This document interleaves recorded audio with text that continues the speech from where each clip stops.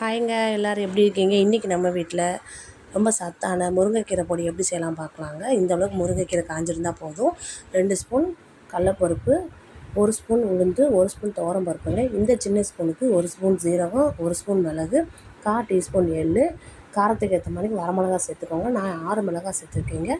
10 பல் பூண்டை இடித்து எடுத்துருக்கேங்க.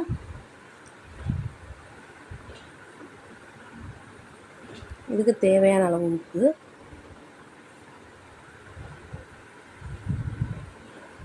பெருங்காயத்தூள், இவ்வளோதாங்க இதுக்கு தேவையான பொருட்கள்.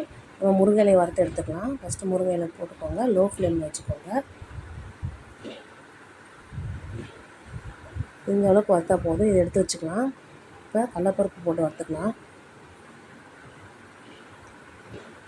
உளுந்து போட்டுக்கலாம்,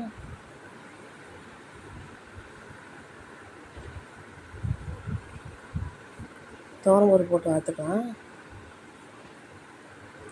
மிளகு, ஜீரகம் எல்லாமே நம்ம லோ ஃப்ளேமில் வச்சு தாங்க வறுக்கணும். எள் இந்த அளவுக்கு வெடித்தா போதும், இதே கொட்டிக்கலாம். கொஞ்சமாக எண்ணெய் விட்டு நம்ம வச்சுருந்த வரமிளகா வறுத்து எடுத்துக்கலாம். அதே எண்ணெயில் நம்ம இடித்து வச்ச வெள்ளைப்பூண்டு சேர்த்துக்கலாம்.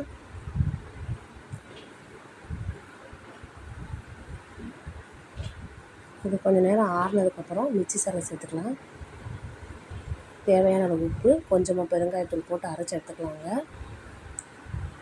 முருங்கைக்கீரையில் வந்து நமக்கு ஹீமோக்ளோபின் லெவல் அதிகமாக இருக்கும். நம்ம ஹீமோக்ளோபின் லெவல் கம்மியாக இருந்துச்சா நீங்கள் முருங்கைக்கீரை சாப்பிட்டிங்கன்னா 1 வீக்லேயே உங்களுக்கு வந்து ஹீமோக்ளோபின் லெவல் அதிகமாக இருக்குங்க.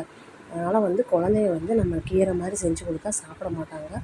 அதனால் வந்து நம்ம இந்த மாதிரி பொடி மாதிரி செஞ்சு கொடுத்தீங்க, இது சாப்பாட்லேயோ இல்லை தோசையிலையோ செஞ்சு கொடுத்தீங்கன்னா குழந்தைங்க விரும்பி சாப்பிடுவாங்க. நான் என் பையனுக்கு எப்போயுமே முருங்கைக்கீரை பொடியாக அரைச்சா தோசையிலேயே போட்டு கொடுத்தேன்னா சாப்பிடுவாங்க. நம்ம வந்து இப்போது ஒரு ரெண்டு கைப்பிடி அளவு நம்ம கீரை எடுத்தோம்னா நம்ம ஒரு பாக்ஸ் வருங்க. நம்ம 1 மந்த் வந்து அது வந்து யூஸ் பண்ணிக்கலாம். அது ஒன்றும் கெடவும் செய்யாது, ஒன்றும் பண்ணாது. நம்ம அரைச்சி ஒரு ஸ்டோரேஜ் பாக்ஸ் வந்து ஸ்டோர் பண்ணி வச்சிங்கன்னா நம்ம டெய்லி வந்து யூஸ் பண்ணிக்கலாங்க. பிடிச்சிருந்தால் லைக் பண்ணுங்கள். பாய், தேங்க்யூ.